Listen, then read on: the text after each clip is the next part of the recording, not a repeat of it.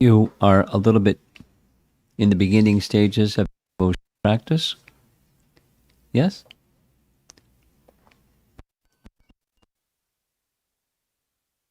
Of your devotional practice? No. Very experienced. Not practicing. You're beginning. You're a beginner in the bhakti process. Yes. Okay. The topic that I was asked to speak about is the importance of chanting and the effects of chanting. So I thought to speak on a few verses on the importance of, and this part is the effects of chanting. Are you familiar? Are you familiar with Bhagavad Gita? Very good. And a little bit, at least in name, Srimad Bhagavatam. Not at all. Okay. Bhagavad Gita is sometimes referred to as the undergraduate, and Bhagavatam is the graduate study. So everything there that's in undergraduate is there in graduate. It's just explained more completely. And in the Srimad Bhagavatam, there's a few verses that I want to quickly refer to, and then we'll go on to this. One of those verses is explaining the influence of time in the universe. That's a really big concept. Time moves matter, and time moves in cycles, like day and night, seasons, summer, fall, winter, spring, etc. And time in a larger scale, not biggest scale, but a larger scale, there are ages of mankind, and they cycle.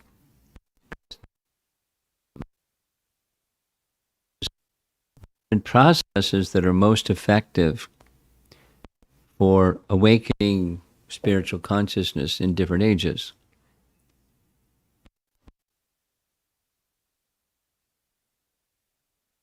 It's meditation.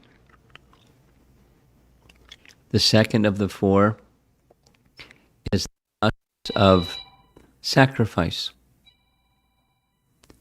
In the third of the four,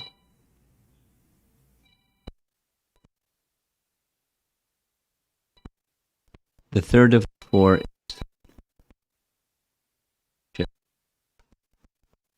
and the fourth, that's the one that we're in now,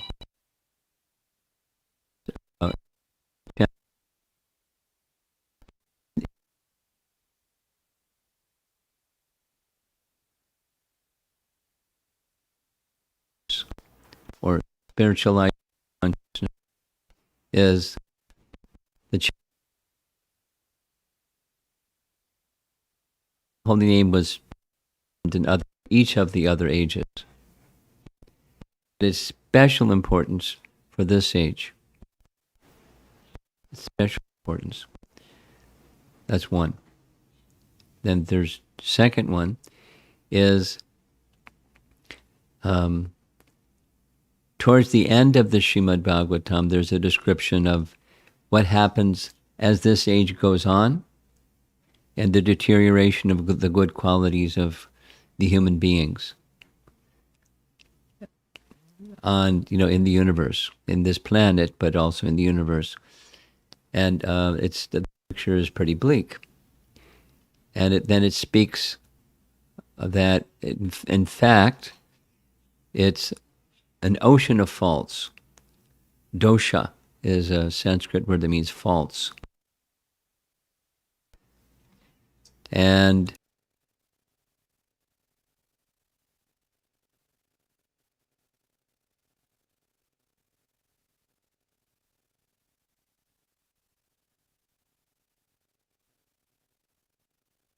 the process of chanting. Those that say it positively. Those that take shelter of the process of chanting can have those same negative influences on consciousness diminished. That is, one's consciousness can become very elevated while the winter season is happening. But, the cycle of the 4 seasons. It's like winter season. Very bad. And there's another verse that's a companion literature that says, I'll just say the whole verse. Nama, it's pretty interesting. The Sanskrit word for name is nama. Probably the English word name is derived from the Sanskrit word nama. Nama, the name is called Chintamani. Chinta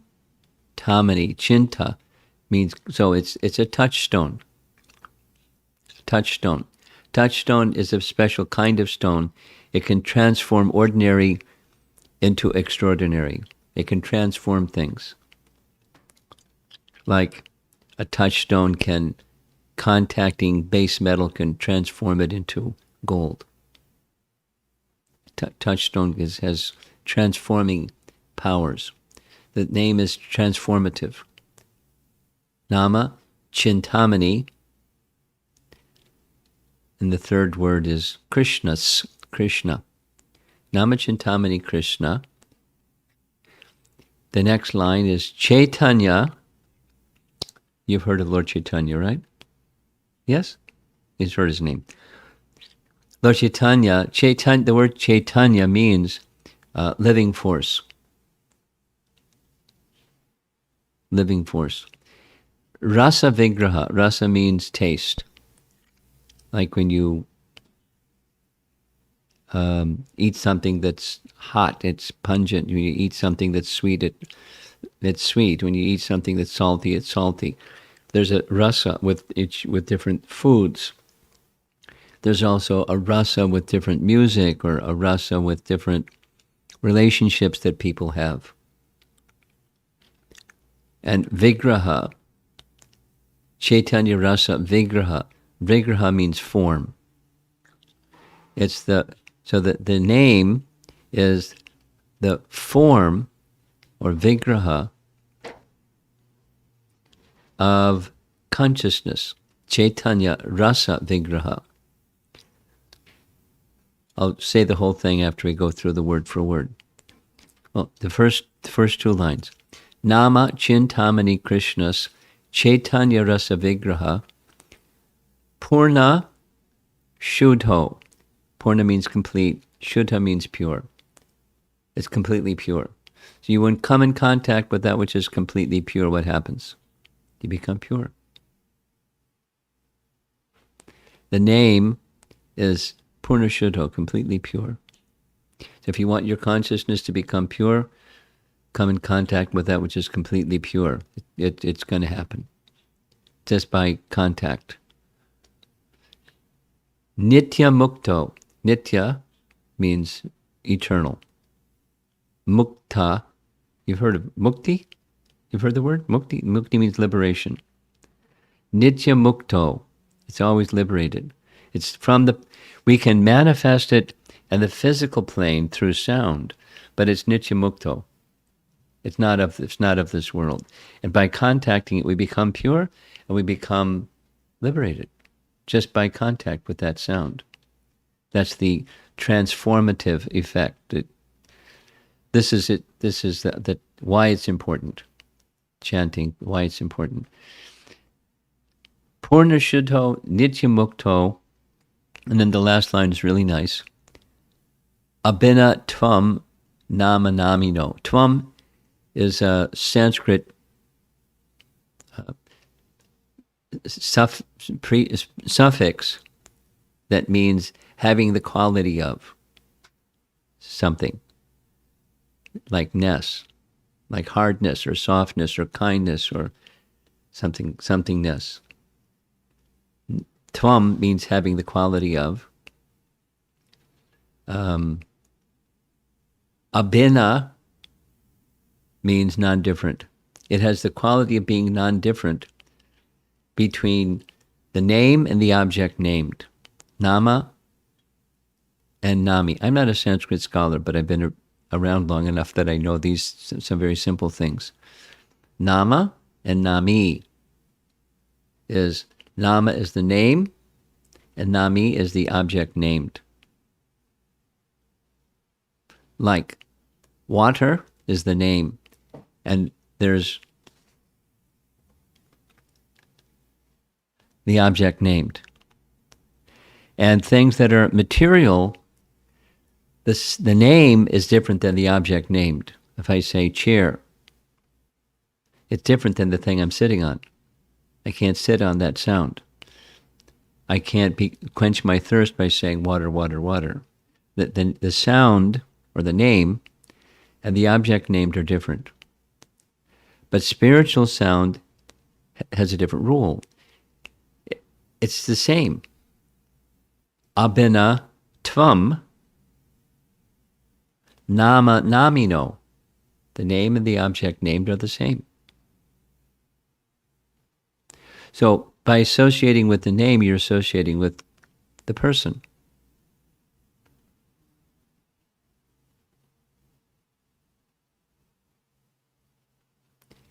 That's why it's important. Because the name is not different than the person. And the name is Purna Shuddho, eternally pure and eternally liberated. So by associating with the name, I'm getting the person and purification and liberation. And that's the transformative, the Chintamani, some of the Chintamani features of the name. Nama Chintamani, Krishna's. Chaitanya, living force. Rasa Vigraha, it's the form of rasa. We do things because we get a taste from them.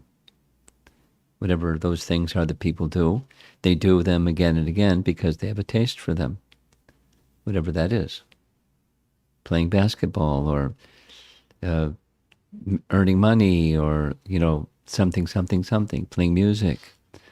There's some taste involved in the people do it because they get some taste from it. And is this the form of taste, of consciousness? Chaitanya Rasa Vigraha.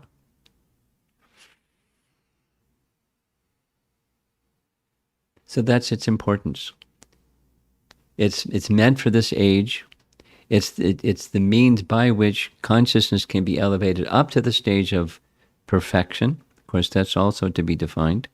But perfection, perfection is just, in simple terms, completely pure, no covering, no contamination. Like pure air, pure water, pure consciousness. It's completely pure in its natural state. And the importance of the name is it delivers all of that. And the potency is there to deliver that, and it takes generally, because it's the age of Kali, it's not a good time. It takes a while. The potency is there, but it takes a while for purification to become, gradually more and more complete. And then one can experience that gradual, on the one side cleansing and the other side uplifting of consciousness.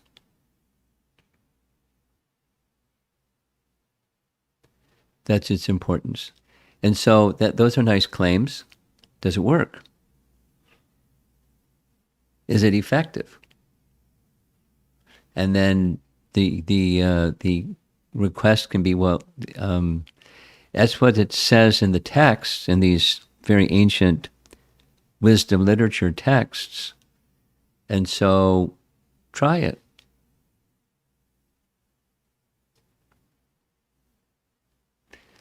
We passed through. I didn't know that you lived so close to Wash U. You're very proximate. So once upon a time, I was a college student a few years ago, and somebody said, why don't you try it? You're doing this, and you're doing that, and you're doing the other thing. Continue those things and add this and try it and see what happens. because here's the importance of it. Okay? I'm game. I'm trying so many other things. I'll try this. And I found it was effective, even in comparison to other things that I found effective. I found it effective and more effective, and so I continued. So I like that. The quoting George Harrison, the proof of the pudding is in the tasting. It's yummy. So the proof of the pudding is in the tasting. That's its importance. It does all those things. Then the other part is the effect. So now what you see on the screen here, that's an image, a painting of Lord Chaitanya chanting and dancing along with his friends, his devotees. And he composed 8 verses that describe chanting in its stages. In this first one, it's a long verse. I'm going to go through it step by step. But there's 7 divisions, and we're going to go through each of those 7. But and they're sequential. The first one is Chaita Darpana Marjanam. As you see, the meaning. Chaita means of the heart. Darpana means mirror. And Marjanam means cleansing. So cleansing the mirror. The mind, or the heart, is like a mirror, and it reflects things. It doesn't generate existences, but it reflects existences. So here's a lady using some product, cleansing a mirror. It's an advertisement from the 50s. Cleansing the mirror of the mind, or the heart, or materially sullied consciousness. So that's what it does. The first, experientially, one who begins chanting, this is something you can look forward to, or you do the litmus test, you examine to see, is this what's happening? It happens. Chaita Darpana Marjanam. There's the full Sanskrit and the translation. Glory to the Sri Krishna Sankirtana, that's the line at the top, which cleanses the heart of all the dust accumulated for years. The painting that's shown in the right is Lord Chaitanya with his associates cleansing a temple. Do you two know anything about Jagannath Puri Rath Yatra? No, zero. Okay. The largest single-day event, attendance-wise, in the world for longest time has been Jagannath Rath Yatra. It's a big event. And the deities that are in the temple come off the altar from the temple. They're placed in a big cart. Just this past weekend in New York, they had their Fifth Avenue parade in 90-degree weather. It was like really nice weather. And, parade down Fifth Avenue, like is done in Puri every year. And so the painting is showing Lord Chaitanya that when the deity left the altar, they were taken to this new, 1 week long, the deity would stay at this place. And they're cleansing the temple. They're cleansing the temple because they want to make it inviting for Lord Jagannath or Krishna to stay. When you make a place clean, it's inviting to stay. When you make a place, you come into a place that's not clean, doesn't have the same inviting feel to it. But so to invite Krishna into the heart, one cleanses the heart. Now he's already there, but it makes it inviting. Here's an explanation at the bottom there. The chanting of Krishna's name is a purifying agent that cleanses our hearts of envy, the root cause of our descent to this world, and other bad qualities that we have since acquired, like lust, greed, and anger. So it cleanses the unwanted things. Unwanted things. Here's another nice painting. In the upper left, you see Krishna in the spiritual world with the cowherd boys, and the upper right is with the gopis and so forth and so on. And then you see this circle down in the lower right corner. That's the cloud of the material energy. And you see that skinny guy turning away from Krishna in the spiritual world, and he goes into the material world. So, I'm out of here. I want to go to a place where I can enjoy independently, kind of idea. That's what the image is meant to portray. Here's the verse from Bhagavad Gita. Now we're back to something we're familiar with, Bhagavad Gita. You can look up the verse later. Icha dvesha samutena.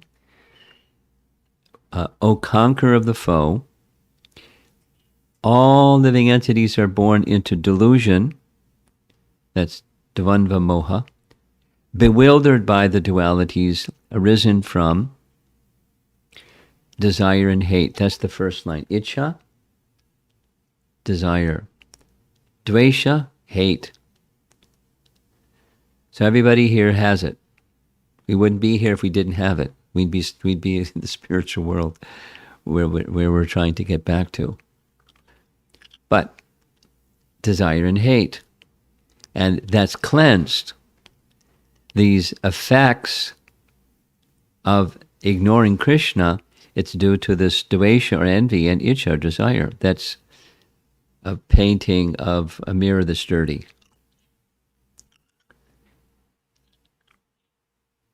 It's a dirty mirror.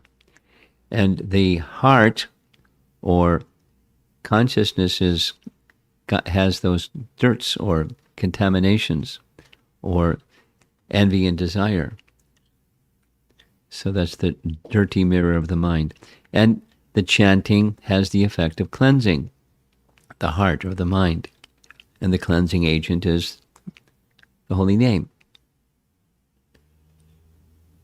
And by gradual chanting, then the holy name appears not just on your tongue and in your ear, but in your heart. That's the more mature stage. There's the fullest mature stage.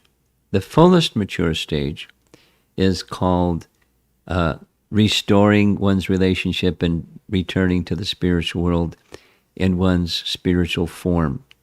We have a physical body, and then there's a spiritual form, a spiritual body that's dormant.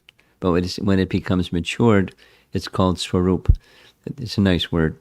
This painting is a story about this young cowherd boy, pictured here, who returned to the spiritual world, and Krishna gave him the name Swarup and embraced him. He looked pretty happy. So that's the mature stage of that cleansing of ignorance. And that's one of 7. Now we're moving along. Bhava Mahadavagni Nivapanam. Agni means fire. Agni means fire. And Mahadava Agni is a big blazing forest fire. And there's a blazing forest fire of material existence.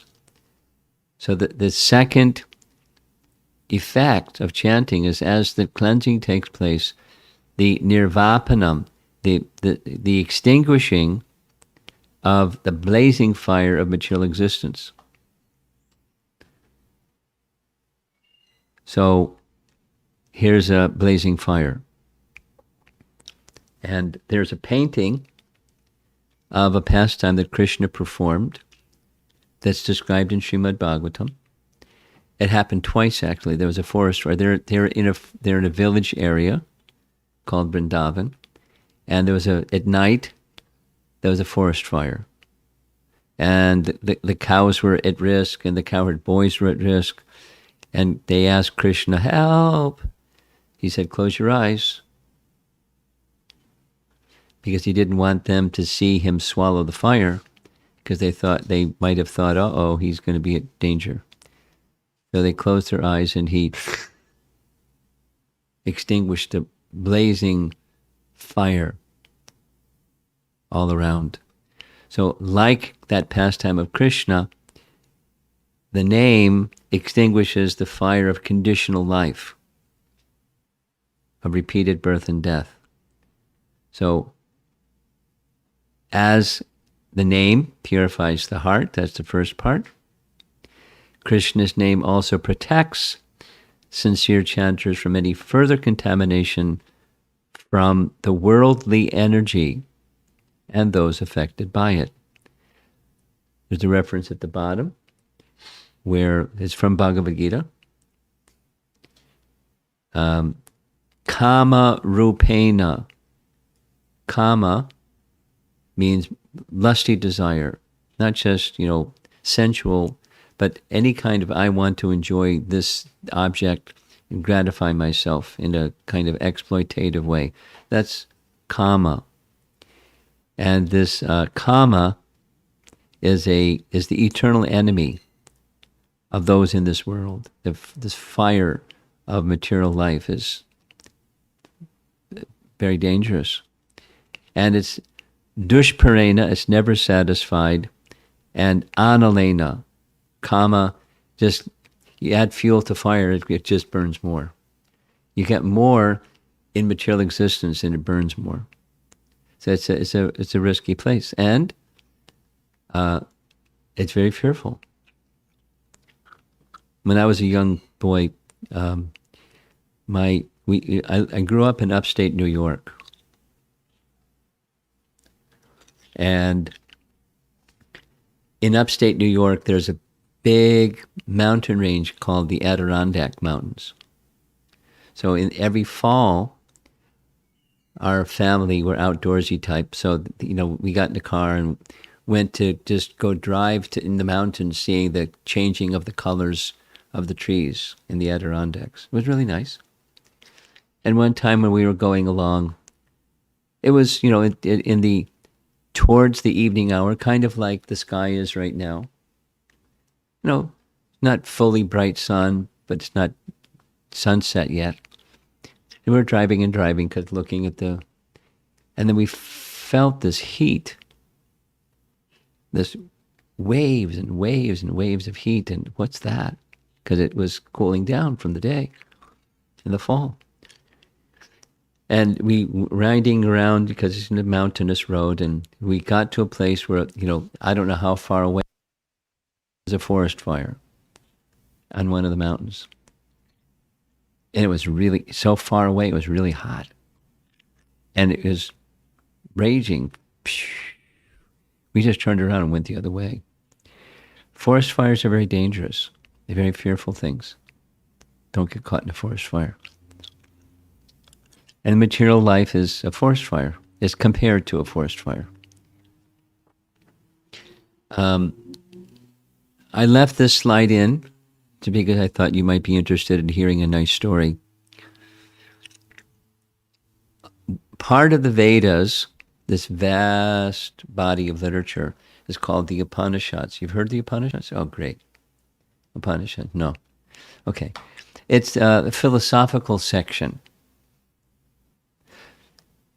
There's the history section, then there's the philosophical section, and there's kind of like the ritual section with mantras and things like that, the how to do rituals to get happiness, material happiness.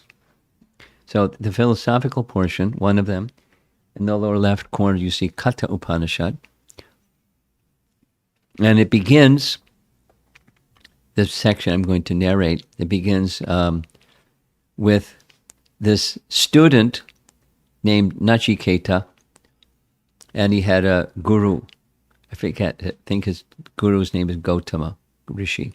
So he asked the Rishi, some service, please. He said, yes, I'd like you to bring commonly I ask you to bring wood for the fire, but I'm asking you instead, bring fire from hell. We can start our fire up here. So Nachiketa, being a nice student, he went to the hellish region. That dark-looking person was carrying a scepter with a skull at the top. That's Yamaraj. So he goes to Yamaraj and says, can I have some fire? Yamaraj laughs and says, the fire is not from something here. It's the fire is coming from the sins of the people themselves. That fire is burning. You can't, you have to relieve them of their sins. You can't just take the fire away. But there's a way to extinguish fire, according to this verse, and that's, notice the effect. It's this downpour of rain. Firefighters have a hard time putting out forest fires.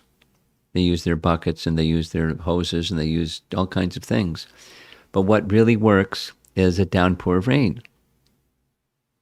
So this is the extinguishing the forest fire of material existence is like the soothing effect of rain that puts out the fire of material existence. It cleanses and it finishes.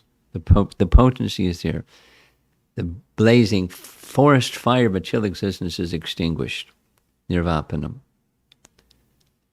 Because I was asked to speak about the effects. I was just going to discuss it, but the visuals are really good. So we're doing it this way. So that's two. Cleansing and extinguishing the forest fire of material existence. And the next one is really nice. Shreya Kairava Chandrika Vitaranam. Kairava is a white lotus. There's a white lotus. There are different colors for lotuses. This white lotus is a symbol of purity. So, white lotus of good fortune. That's the Shreya word. Shreya Kairava. So there's the white lotus of good fortune. And as you probably know, lotuses have a way of, when the sun rises and shines, the lotus opens, and at night, the lotus closes. It's nature, how nature works. So when the night of this age of Kali comes, the white lotus of good fortune is closed.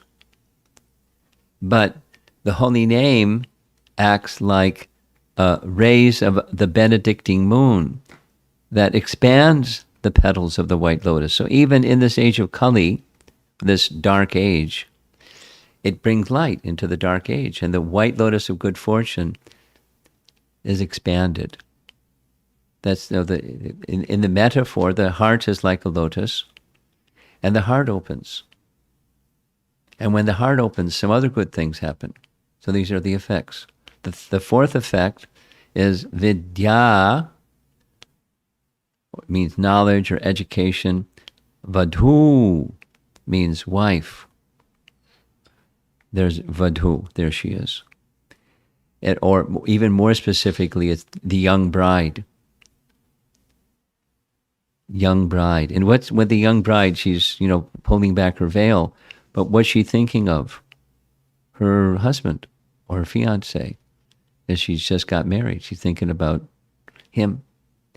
And so for her, the object of her meditation is her husband.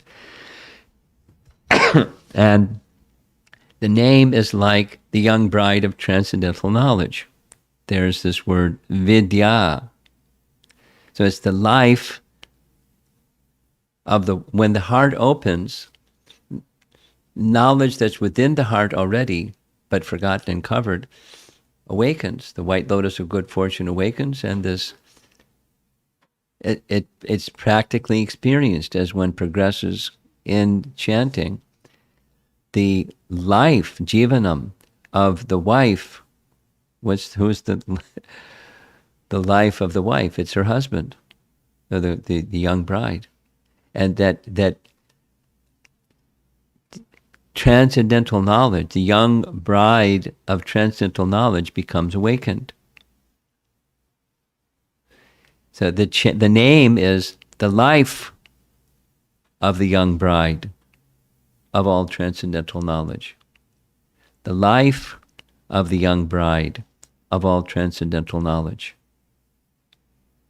Pictured on the right, those are two of Lord Chaitanya's close followers, Rupa and Sanatan. You'll learn more about them as you go along. So now here's a little description. A result of acquiring devotion, this is, as the white lotus of good fortune opens, the heart becomes open. Devotion to the source of everything becomes what one experiences progressively.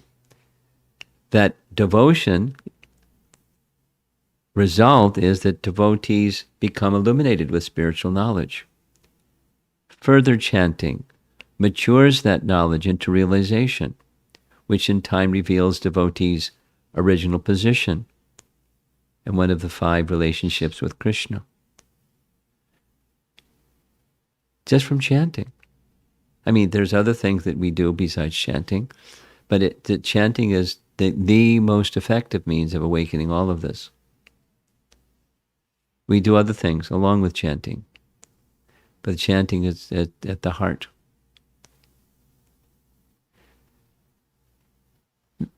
Here's a picture, a painting of a woman with a shaved head, because before she was a woman with a shaved head, she was a prostitute, and she was sent by a really bad guy to try to make Haridas, a chanter of the holy name, fall, to be seduced by her.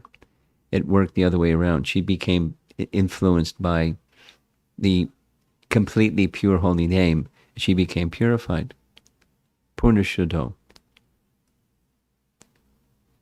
And that's the goal of education, is to develop this attachment. So one does this, you have the fruit or the life of transcendental knowledge.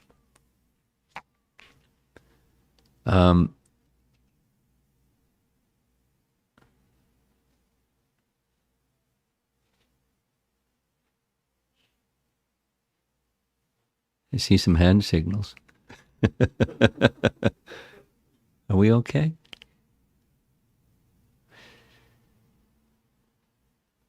Should I shorten this? We're okay. Is there something else that's got to be attended to? Anyway, I'll let you do your hand signals. This painting, that's Lord Chaitanya again, wearing this garland. And the person in front of him is Mr. Super Scholar.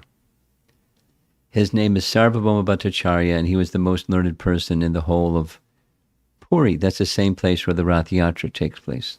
The deity comes off the altar and goes in a cart and so forth.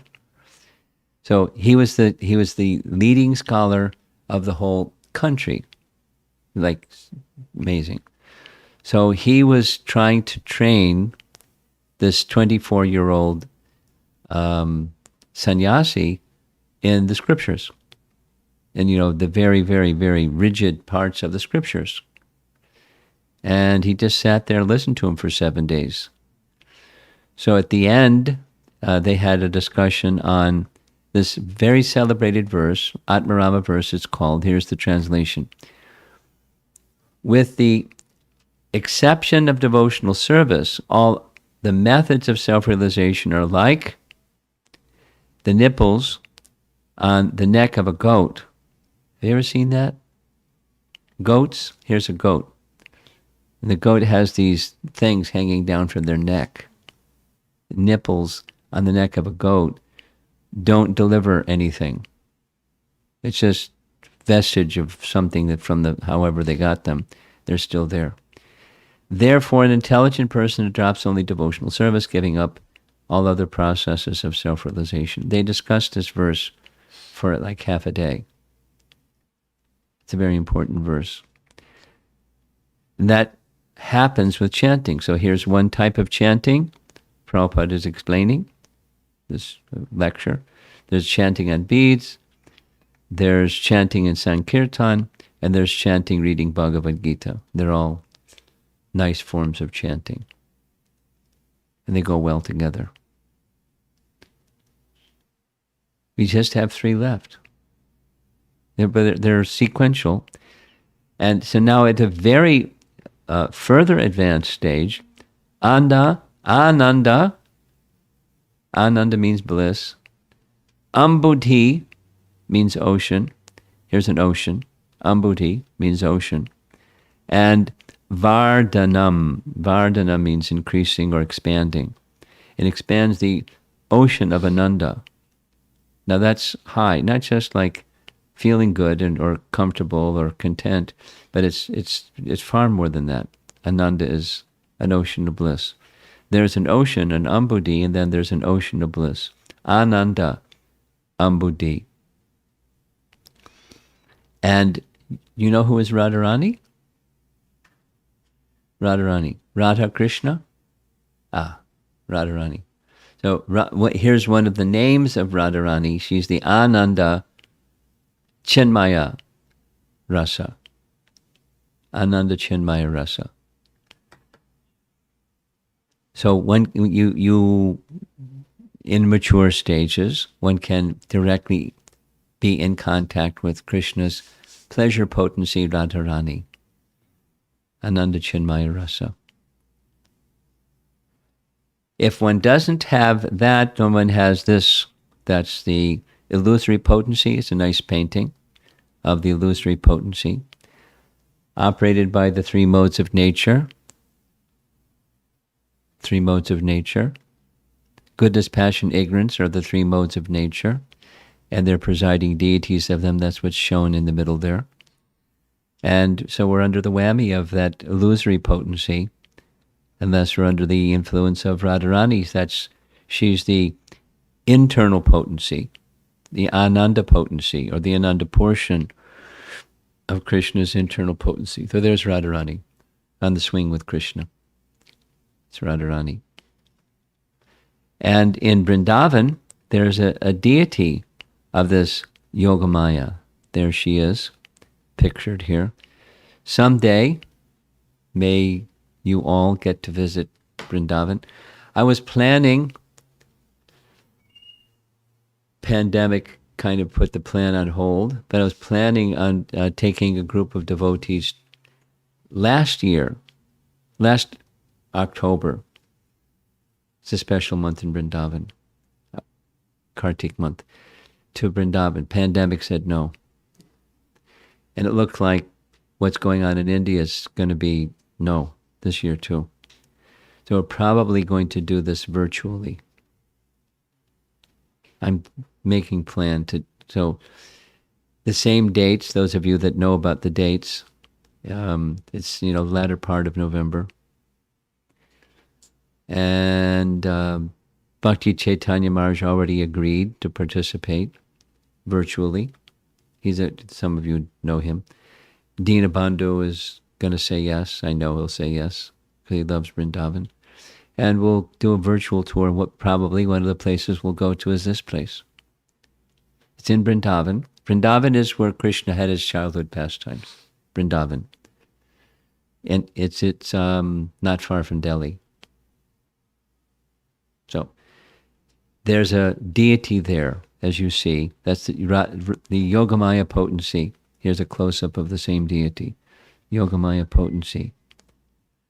And here's a painting of Bhaktivinoda Thakur. So Prabhupada, you know who is Prabhupada, yes? Prabhupada? He's my spiritual master.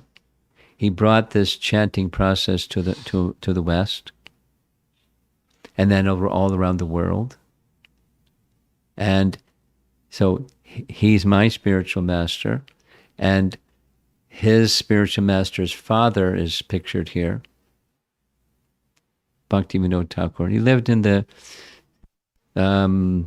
second half of the 1800s and the early part of the 1900s. Not so long ago. And, there you see he has some books on his lap. And he was a high court judge. During the British rule, he was a high court judge. No one did that. British people were the high court judges. But he was so good. So anyway, this is what he writes. That person is a true preceptor, a true father, a true mother, a true friend, only if they teach one to always remember the holy name of Sri Hari alone is everything. So, moving right along, we have just 2 of the 7 left. Here's the Anandam Buddhivardhanam. That's the one you saw already. It increases the ocean of transcendental bliss. As much as the heart is relieved of unwanted habits, that's the first one, Chaita Darpana Marjanam. To that degree we become devoted to Krishna. As much as devotion is firmly fixed in our hearts, to that degree we acquire realized knowledge. Vidya Vadhu Jivanam. And as much as the heart is illuminated by both devotion and knowledge, to that degree we taste spiritual happiness. In this way, the ocean of bliss swells. Nice. So here's excellence number 6. Padam. Pada means a step. Kind of like the Latin word centipede. It comes from the Sanskrit pada. Pada means foot or step. Pratipadam. Purna, there's that word purna again. Purna means complete or full. Amrita, complete, full nectar. Asvadanam, it gives us a taste of the full nectar for which we're always hankering. The soul becomes reinstated in its natural position in the spiritual realm. We saw this picture before. And the followers of Lord Chaitanya are pictured here, and there's a song glorifying them that speaks like this. Prema Amrita. Amrita is nectar. Prema Amrita is the nectar of love. And they were able to experience it. And one who becomes mature in chanting can experience it. Here's another way of saying the same. Pure love for Krishna is eternally established in the hearts of the living entities. It is not something to be gained from another source. When the heart is purified by hearing and chanting, this love naturally awakens. There's a heart in this painting. There's Krishna, who is within the heart, and there's a lamp that's lighting. So knowledge and devotion to Krishna simultaneously awakened by chanting. And pratipadam, in every step. If we perform this chanting with love, we will see Krishna either internally or externally at every step. And here's a summary. It enables us to fully taste the nectar for which we are always anxious. There's a nice photograph of Prabhupada, my spiritual master, Prabhupada, with devotees. These devotees are in Germany, and they look very happy. Prabhupada probably told a joke and everyone's laughing. When devotees finally achieve the perfection of chanting, they taste the full nectar of loving devotion to Krishna, a nectar that makes the bliss of liberation seem insignificant. And then the summary, excellence number 7. Sarva means for everyone or all. Atma snapanam. Atma means the self or the soul. And snapanam means bathing. You take a soul bath. For everyone. Sarvatma snapanam. It gives a cooling effect to everyone. Chanting frees conditioned souls of the illusion of identifying themselves with their body and mind, and establishes them in the cleansed and cooling reality that they are eternal spiritual entities. Again, that's a photograph of Srila Prabhupada. He's receiving a printing from Macmillan Press. They printed Bhagavad Gita. Prabhupada's looking at the first volume, And there's his assistant who's seeing how happy Prabhupada is, and it's making him very happy. It gives a cooling effect to everyone. Okay, so that's the second part of what I was asked to speak about. The importance of and the effects of chanting Param Vijayate Sri Krishna Sankirtanam. So the kirtanam can be like we just were doing before with musical instruments, or it can be, this, that's what hand motion was about. It's okay, quite okay. He's a resident of the house too.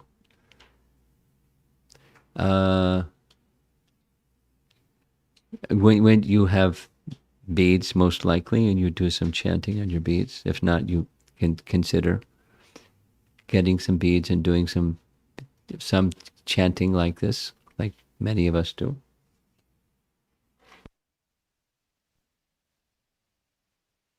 Years, 52 years. They're getting worn. It's very smooth. And another form of associating with the name, and just by reading Bhagavad Gita, the names of Krishna there and Krishna's messages there. That's another form that goes well with just chanting the name. So,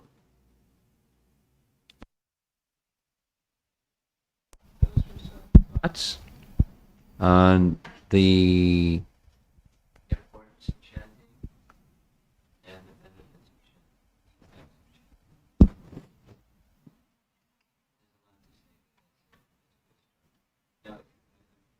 Because you're not familiar with Sanskrit.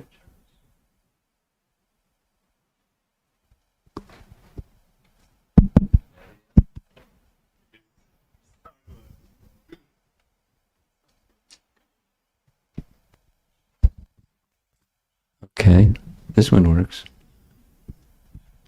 If there's too many Sanskrit terms, my apology. But the part of the idea is these teachings are authoritative. That's one of the effects. If you don't understand the Sanskrit words, know for sure there's a very strong support in authority. I'll just share something. When I first started practicing Krishna consciousness, my parents thought, it's a phase, you'll get over it. When I didn't get over it, they went into, the next thing. They wanted to say, what is this thing he's doing? Is it authentic? They didn't tell me. They just told me afterwards. They were checking it out. This is authentic. So all the Sanskrit can tell you it's authentic. It's not just like out of the air and here's something, voila. It's a very authorized process, very ancient and substantial process. And to connect, it helps me to connect with the Sanskrit because I don't know Sanskrit. It's not the language I grew up with. But the words mean something. There's a potency in the words. So that's another purpose of referring to all this Sanskrit terminology. It's a little much for a new person, so that's why I'm apologizing. But as you become familiar with it, it's like anything that you are familiar with. You feel, it makes it. There's a connection, a heart connection. So let's see if there's some discussion. And I think there's some people online, but we'll invite people who are in the room to say whatever they'd like to say, discuss something, share something.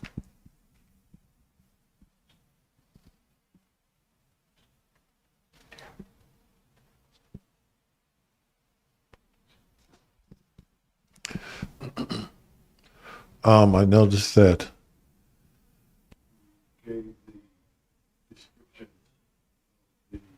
verses they were they were like 3, 2, 1. When you the ocean, the life of the ocean of bliss. Yes. Is that how the language is spoken? No. It's just the way that, the English rendering of it makes it come out like that. To make sense in English, you got to, shift around the word order a little bit. But it's not like a rule. You do things backwards or something. It's just, to make it conventional. And there's, because I'm not a linguist, there must be some linguistic reasons why there's certain words. And maybe it's so many rules of meter, and to make the meter work, the sequence goes like this instead of like that. But to make the English rendering, it's just, what's the essence, and you express the essence in a language that the local people understand.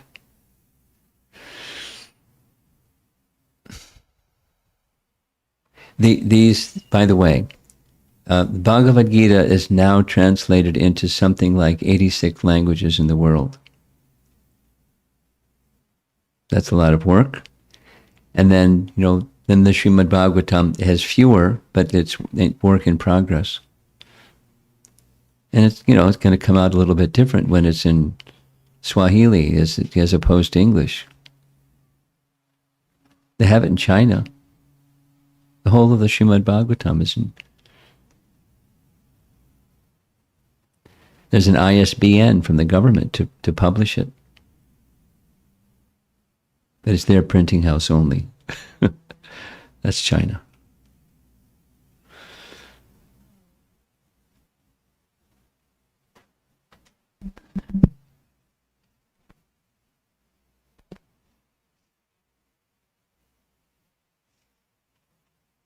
Here, you can use this one.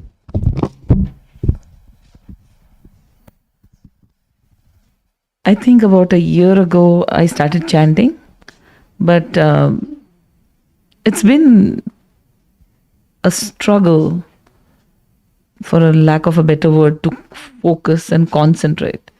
So I was wondering, how long did it take you to finally get your mind?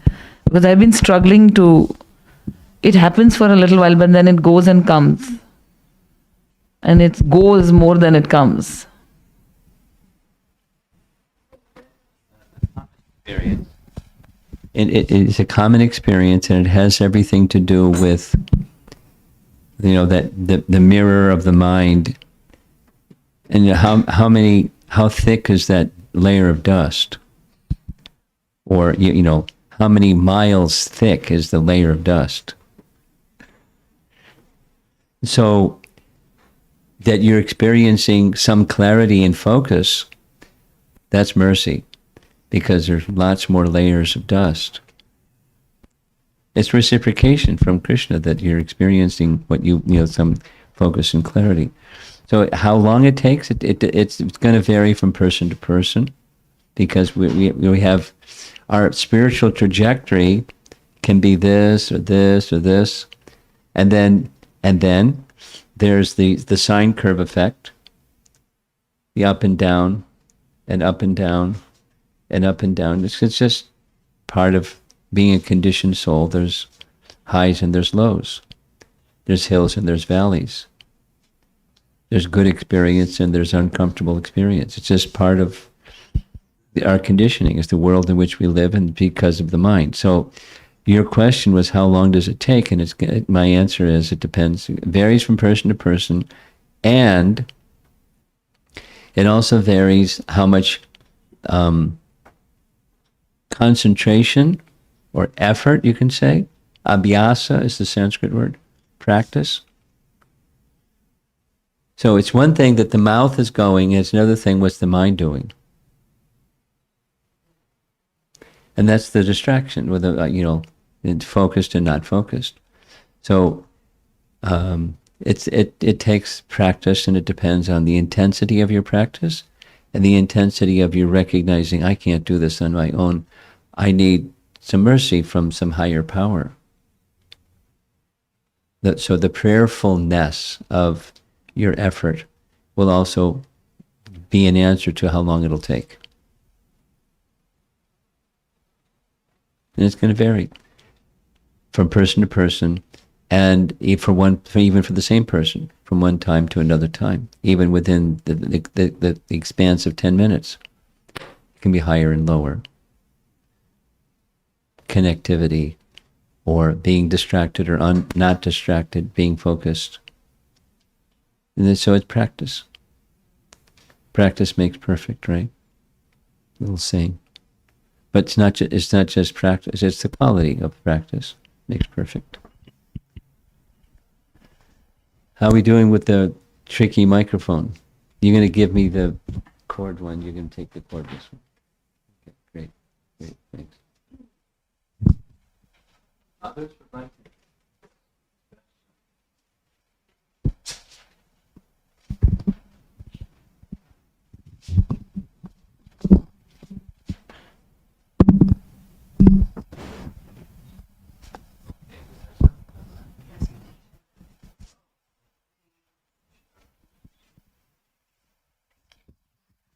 It's such an honor. Such an honor. Thank you. I have a tradition of practicing transcendental meditation since college. So I'd like to know the importance of chanting so that I can actually hear the chant, verbalizing it, instead of saying it. Practice will help you hear and realize the chant sound.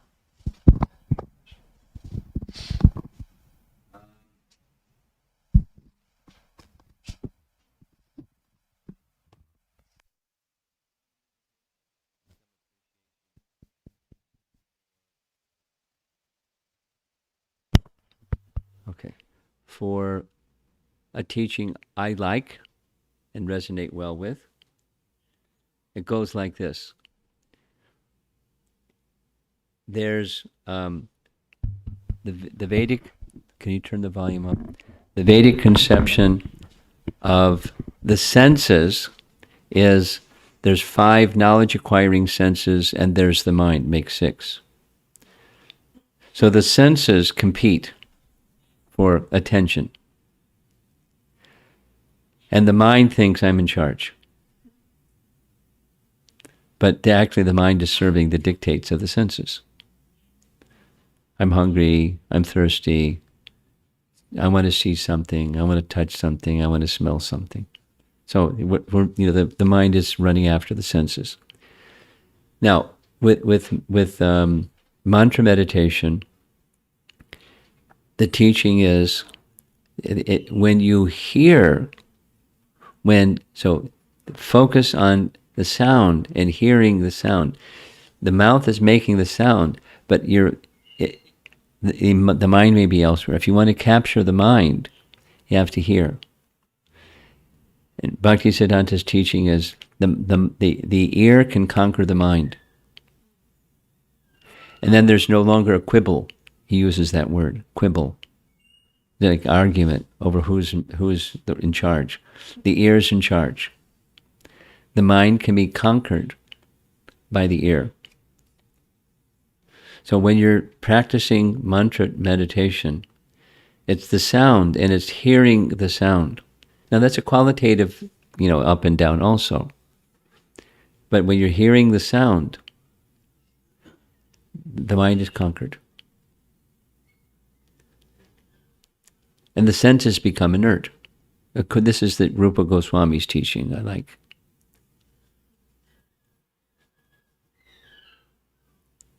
So,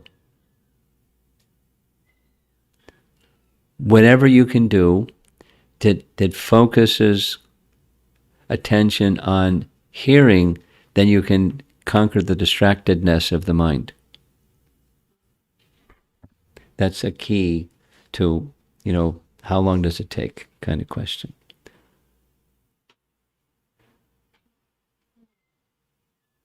And there are things that can help the attentiveness of the ear.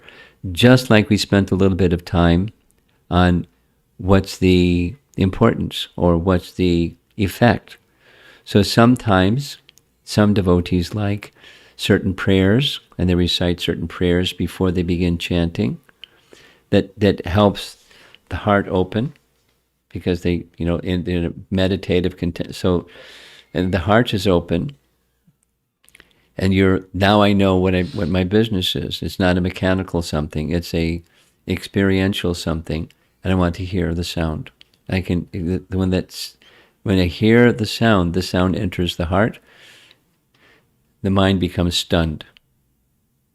The senses become inert. So it takes practice, because we're conditioned. It goes over here and goes over there, and then we bring it back to the sound, hearing the sound, and let that hearing happen. There's another very simple teaching that I have learned, and that is the message of alignment. Alignment meaning body, mind, and heart. The body is the tongue and the ear, aligned with the mind, aligned with the heart. The heart has everything to do with, why am I doing this anyways? Not just like the selfishness of it, but the relationship of it, the relationship with Krishna. And the name of Krishna is not different than Krishna. So how much do I want what's in my heart specific to my relationship with the source of everything? I want to make that connection. I want the personal relationship to be palpably experienced. That's the heart. And an alignment of body, mind, and heart. That's a whole topic. But that's in response to your question. There's recordings of seminars on these topics that, extensively and, thoroughly going through them. Let's go online.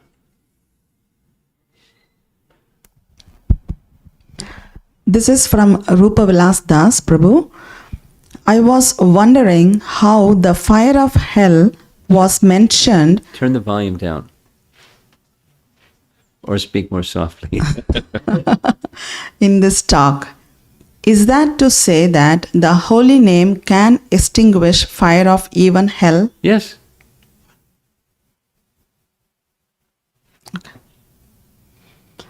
The next question is from Amara Mataji.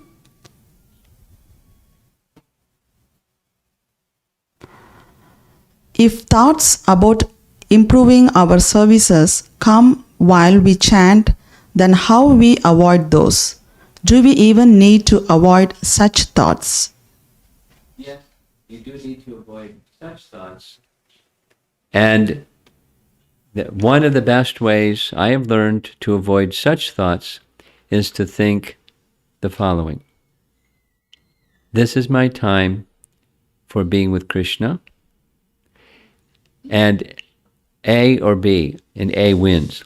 If I am well connected with Krishna, my service is going to be the intelligence to do my service, and the service itself will be very effective. Or B, I'll spend my time while chanting to not be attentive to Krishna and plan out my service. It's going to be not the same quality, and nor the sense of satisfaction either, to me or to Krishna. So that's what I do. Go to A. This is my time. This is the heart. This is my time to be with Krishna. That's it. This is from Ritika Khanna. Hare. Keep speaking. He'll adjust the volume. Okay. I have one question. It is fine to do chanting while listening lecture. No. So next question is from... Because it has to do with hearing. Her question. Or my answer to her question. Okay. You're hearing this, you're not hearing that. It's like,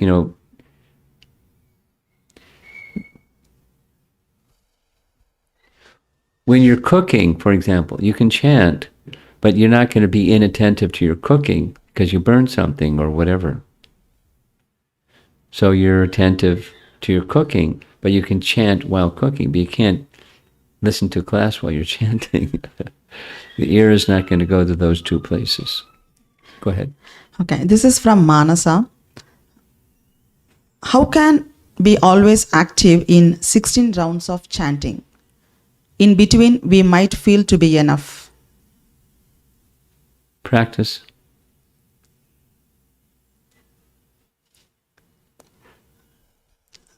Can I move on? Yeah. So- Yeah. If when the heart becomes pure, why this is Prabhupada now? Why only 16? So it's not just 16 is a good standard. 16 means how many rounds, how many times on the beats. So that's the beginning. Anyway, go ahead. So this is again from Rupa Vilas Prabhu. We have heard that the holy name of Krishna can remove all distress of the chanter. All which? Remove all what? Distress. Distress. Distress Distress. of the chanter. Is it okay to tell our friends to try chanting for overcoming distress arising from loss of friends and family members? Sure. But, it depends on the relationship, how you say what you say.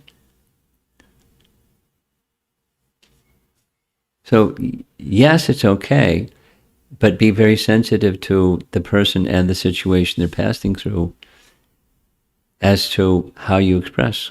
But yes, it's certainly okay because it's true. That's it. Mm-hmm.